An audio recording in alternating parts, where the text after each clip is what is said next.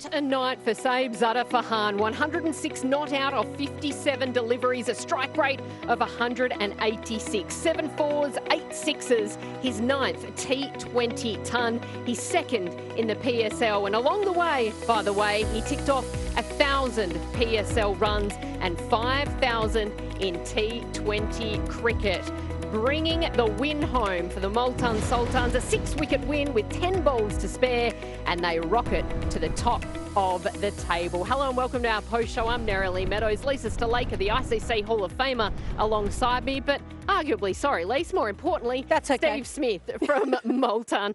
Steve, 46 off 20 for you yourself, but what about that performance from your opening partner? Yeah, he was magnificent. Just took the game on, hit the ball in the middle more often than not, and yeah, we've seen it obviously the last couple of weeks in the World Cup. He was magnificent, and he's brought that form here. You know, missed out the other night, and I know he was keen to get going. And obviously chasing 224 or 25, you need to get off to a good start, and we were able to do that and get the ball rolling nicely. When there's obviously a language barrier, but are you having much conversations out there in the middle? Have you got to know each other a little bit over the last couple of weeks? No, we just kind of let each other do our own thing out there and be brave, really. You know, our job's to take the game on, particularly when you're chasing a big total like that. And yeah, fortunately, we were able to get off to a really nice start. And you know, it's nice when someone's hitting the ball as cleanly as that up the other end as well. It sort of takes the pressure off you, and you're able just to see ball and hit ball. When he had such a successful T20 World Cup, has he come into this PSL with a bit of pressure on himself to be able to replicate it again? Like, given the fact that he missed out in the first game? I'm not sure.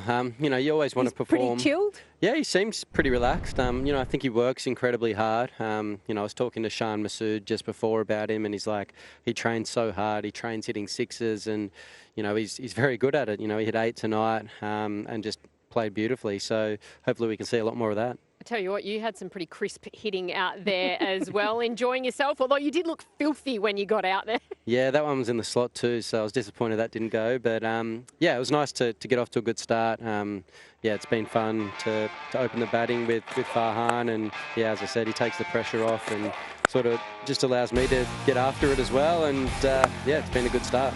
How have you found the pitches here so far? Oh, this one was really nice. I think the dew helped. It got pretty wet from the outset, actually. Before the first ball, I leant down and had a feel of the grass, and I said to AT, I reckon Marnus might want the toss back to chase later on. But to be fair, it was wet the entire game. But yeah, since with the moisture in the ground, the ball got quite wet and obviously skidded on quite nicely. So you know, coming off at the break, we thought 224 was certainly, you know, within our grasp. Dare I say, we could have used you in the World Cup in these sorts of conditions much. Oh, a bit different. That one skidded on nice. Those wickets are a bit different. But nah, look, I'm enjoying it at the moment. You know, I've enjoyed it opening the batting the last couple of years in T20 cricket, and yeah, it suits me. So yeah, hopefully I can keep having an impact here for the Multan Sultans. Oh, we've spoken off-air a number of times about some of the technical changes that you make from Test cricket to T20, like trying to hit behind the ball and get the ball to spin. What type of drills do you kind of do for young cricketers aspiring to play at this level? I guess just trying to keep a strong base as much as possible and use the middle of the bat. You know, I think sometimes when I get myself in some trouble, I try and overhit the ball and not watch the ball as closely as possible. And, you know, when you hit the middle of the bat, the ball generally flies. So, yeah, try and... Speaking of flying. Yeah, fly.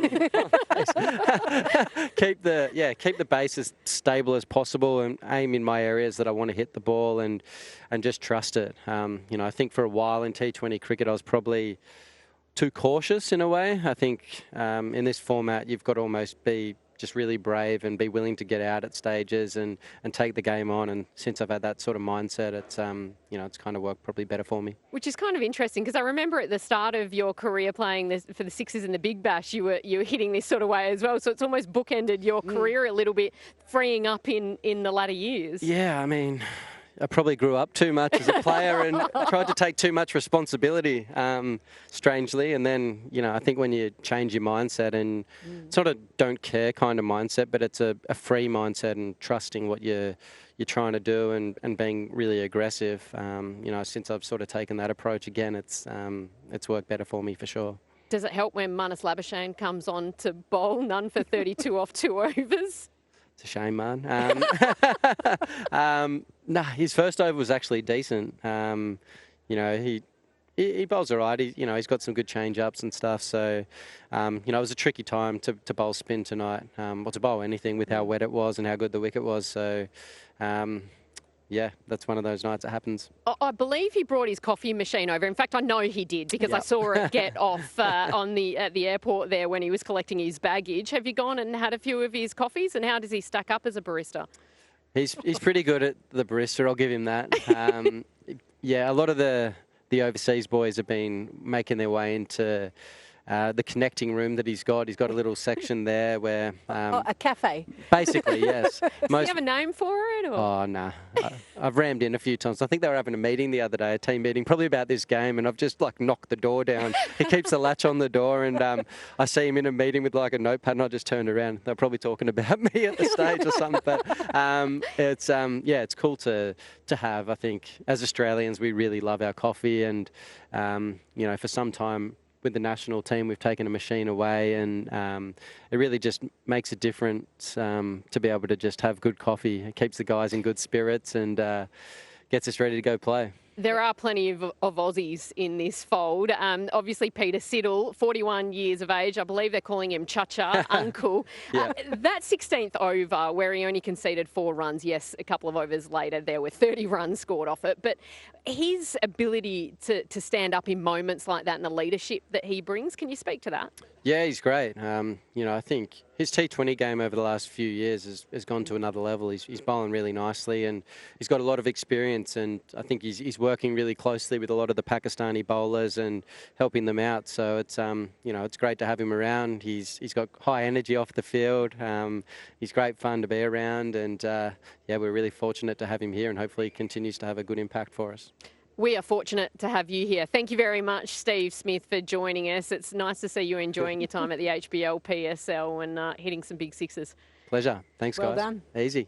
Love it. Don't go anywhere. Steve Smith will make way for Greg Blewett, who will join us. There's too many Aussies at this desk tonight, aren't there? The Multan Sultans making it to the top of the table after a record chase here in Lahore in T20 cricket.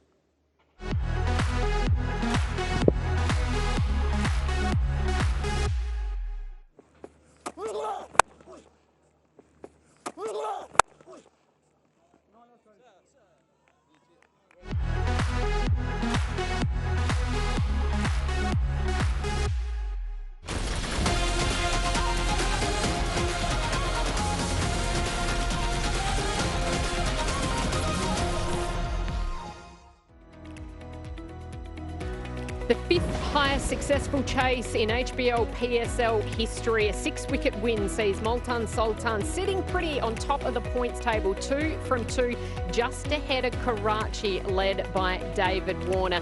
Down the bottom, though, there, all the problems in the world for Hyderabad Kingsmen. They posted 225, but it still wasn't enough for victory. Tonight, the player of the match, though, was Sahibzada Farhan, and we're going to talk about it with Greg Blewett, who joins us alongside Lisa Stalaker.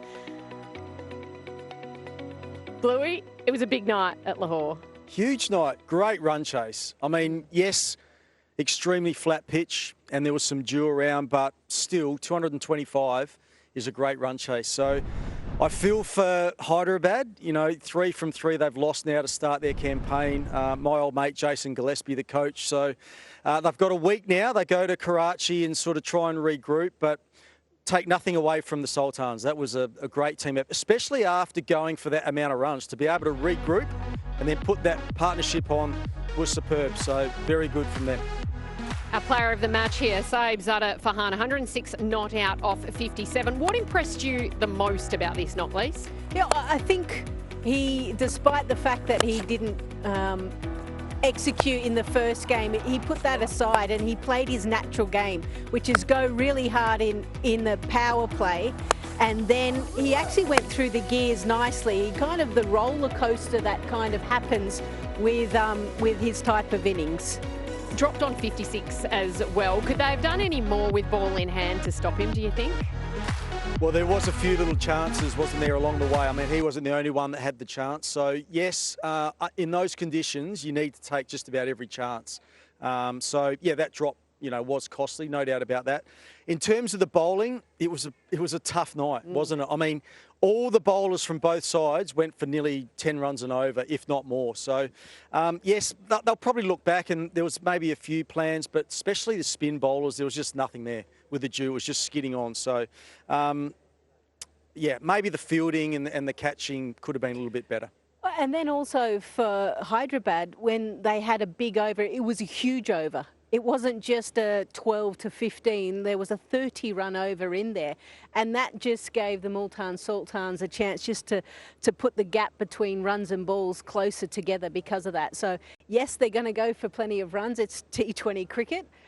But when you start getting hit early on, can you find a way of just getting out of the over with singles and twos? Arafat Minhas, 26 not out off 11 deliveries. At the death there, he was pretty handy. Yeah, just a young player. I was really impressed with him in his first game as well. Took a couple of wickets. I love the shape that the ball came out of his hand, but also his batting. So, you know, a real handy all-rounder and some really good signs for Pakistan cricket. And that's what I love about these under-23s playing in this competition, that we see some of the talent coming through. Great exposure playing against some sensational players like Stephen Smith, who was just sitting here. So, yeah, he's one to look out for. We've been really impressed by him. We spoke before the day that they look like a really well-rounded team, and tonight was another example of that, different players stepping up from the first game. Yeah, and that's important. When you look at these type of tournaments, games come thick and fast, and you can't expect everyone to be able to fly, or a core group of players. So you need individuals to step up, and we've seen that just within 2 games. But you're right, everyone knows what their role is. It seems like there's a lot of clarity with what they need to do for their team and where they bat in the playing 11. I suppose they have all the leadership in the world, don't they? A couple of former Test captains. They've got Ashton Turner in there, most successful in the Big Bash. There's plenty of leadership out there, Peter Siddle even. From Hyderabad's perspective, what more can they do? They posted 225, still not enough. No, it wasn't. And as I said, I do feel for them, because I think in the first couple of games that they lost, their batting really let them down. Their bowling was pretty steady. So in this game, they found their batting, but it still wasn't enough. So, you know, they'll be asking themselves, you know, what they can do. I think the great thing now is that they do have a week off, just to try and sort of have a couple of days off, and then, you know, get the leaders together and work out, can we find another way of winning a game? So they have to win the next one, that is for sure. There's a bit of chat that maybe they'll even have a practice game in Karachi. They've got that much time on their hand flying out tomorrow. It's tough going for an inexperienced T20 leader like Marnus Labuschagne, that even when you've got Mars Sadakat doing things like this, that it's still not enough. Yeah, look, when things haven't gone yet to plan, and you're a new side with a new group of players, you've got to kind of go, okay, what are the good things that we can take out of this? Okay, we nailed our batting. There was one point where, from a fielding perspective, they even tried to get the cat out on the field to actually help them out. Unfortunately, that didn't even work for them either. So, I mean, this is the moment where the cat's just walking around and yeah. But yeah, all a bit of fun there. But I think for them, they've just got to go take the positives out of this game and go, okay, right, what's our focus for the next game, and try and eat away, and hopefully before Glenn Maxwell arrives, they can get a couple of victories under their belt. Do you need to rejig the order at all? Is Marnus right there at that position at 3? Yeah, I wondered tonight whether he was the right choice to come in at number 3. I thought the start that they got, I thought they were ahead of the game, so I thought maybe one more power play before Marnus comes in. I think Marnus is someone that's going to get a run of ball, and they need to sort of bat around him. But, yeah, he's got to find the right times to come in. So, yeah, I wasn't sure whether they got it right tonight. But, I mean, I really like Marnus, and they've got him in to lead the side. And the thing is, yes, they've lost their first 3, but he's an ultra-positive guy. and he'll stay up and about, and I'm sure he'll come good at some stage. Serving coffees even for the opposition. That's how nice Marnus Labuschagne is. Tomorrow we have a double header for you at the HBL PSL. We've got Quetta Gladiators taking on Islamabad United. Quetta 1-1 at the moment. Islamabad United, they've only played the one game because, of course, last night was abandoned due to that weather. So they'll be keen to get back out there. And then the second game, Rawalpindi's up against the Karachi Kings, who have been bumped down to second below the Multan Sultans. Rawalpindi's posted 214, but much like Hyderabad tonight, not enough against Almi. So they'll be keen to get back out there and register their first win for the HBL PSL. Looking forward to tomorrow. What are you most looking forward to? Yeah, I'm looking forward to that second game. I mean, the first one will be great as well. But yeah, David Warner, they're off to a great start. That'll be a pressure cooker. Lise? Oh, look, both games. Hopefully good weather, which means another run feast. So bad luck, bowlers. You've got to make sure you tune in to the HBL PSL because, as I just said, 214 wasn't enough last week. 225 wasn't enough tonight. You just never, ever know what's going to happen. We'll tune in tomorrow. We'll be here. So hopefully you tune in to watch us. Doubleheader action tomorrow. Thanks for tuning in tonight.